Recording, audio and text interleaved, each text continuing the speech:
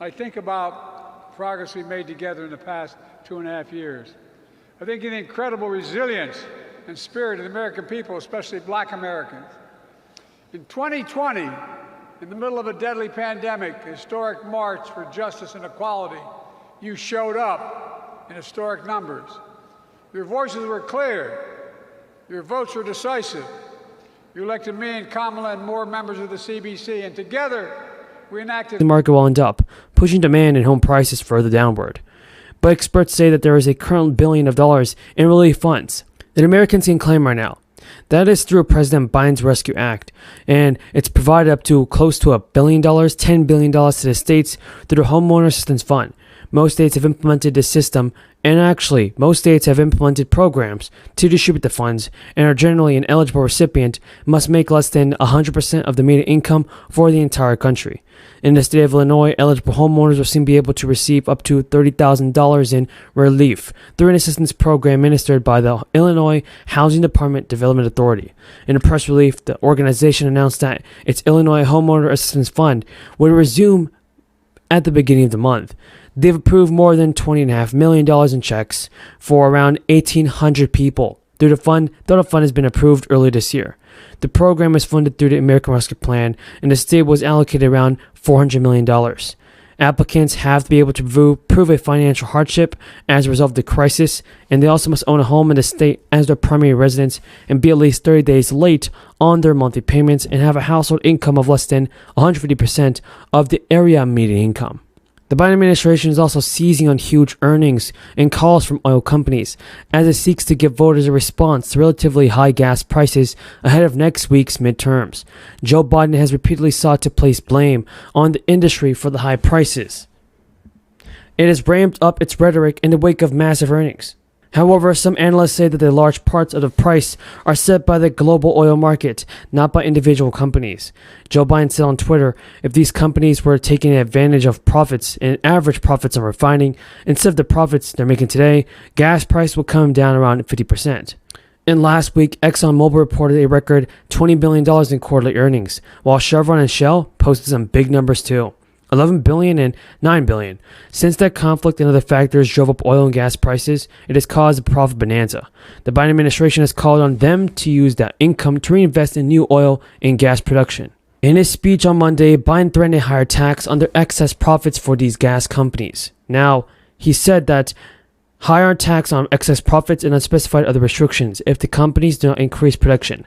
While the windfall tax wouldn't win enough support to pass the 50-50 Senate, Biden's comments represent a significant messaging effort to draw attention to high profits. Biden has also blamed the oil industry and called on companies to drill even more. So now we're waiting on President Biden to send out more stimulus payments. But can he get it done this year? Tell me in the comments down below, everybody. Today to add $250 billion to the Paycheck Protection Program, loans for... This is an issue for Côte d'Ivoire. And so I would like to know from you, what is the largest impact of the Russia's war in Ukraine on the agricultural sector in the country?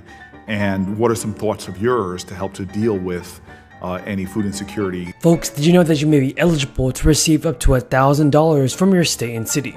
And many of you are wondering how you can claim such additional financial assistance. Well, roughly 7 months have passed since the final enhanced monthly child tax credit payment was dispersed to families in the US. Now, since the checks ended, the number of children in poverty has increased from 12% to 17%. It has put 3.7 million children below the poverty line. Millions of parents welcomed these payments in the latter half of 2021 as they help provide financial relief during the crisis. This year, with inflation on the rise and a possible recession looming, several states are now planning to send families more money to lessen the impact. There's a new Republican Senate proposal that would send up to $350 per child and includes a work requirement. For now, it's up to the states to decide if they'll provide money in families to families in need. And so far, there are several states planning to enact a state child tax credit on offering deductions for households with children. Only one of those states is pending governor approval. Families in California who earn less than $25,000 are eligible for this $1,000 check as either a reduced state tax bill or refund. Those earning between $25,000 and $30,000 would receive a refunded reduced credit. The credit is only available for children under age 6, and also the family must qualify for the California Income Credit. Starting in January 2023, families in Colorado will get 5% to 30% of the federal credit for each qualifying child. The credit is only available for children under age 6. There is a deadline today that is for Connecticut families to sign up for a state tax rebate worth around $250 per child, but it appears certain that thousands of households will not claim their state checks of as much as $750. According to the state, more than 11,000 tax filers applied for the credit in a 24-hour period. State officials estimate that more than 300,000 Connecticut households meet the income requirements for $200,000 for couples and $100,000 for single parents. And nearly 60,000 families in Florida will receive $450 per child. Idaho families could also be eligible to get $205 for each of their qualifying dependents with Idaho's non-refundable child tax credit.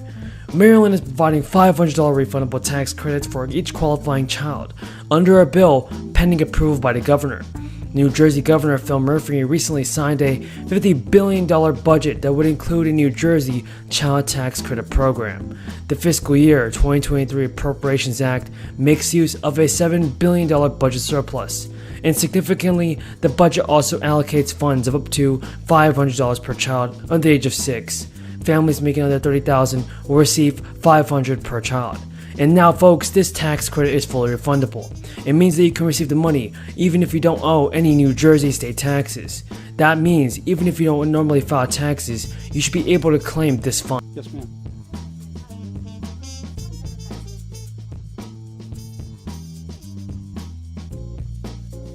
You want to look at them?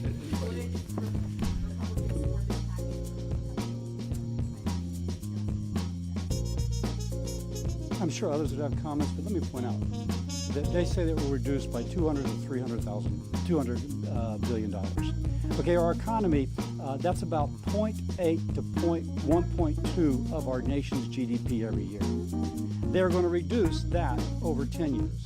It is going to be less than a fraction of 0.4% of our 0.04%. The progress we've collectively made for women workers at risk. There are three main reasons for this, as we all know. First, job loss. About 2.5 million women have dropped out or have been forced out of the workforce during the pandemic. Many work in lower wage jobs, jobs that have been undervalued for far too long and underpaid for far too long. Second, small businesses are closing. Last February, around 5 million women were business owners, and 2 months later, by April, 1 in 4 had closed their doors. Good afternoon, everyone.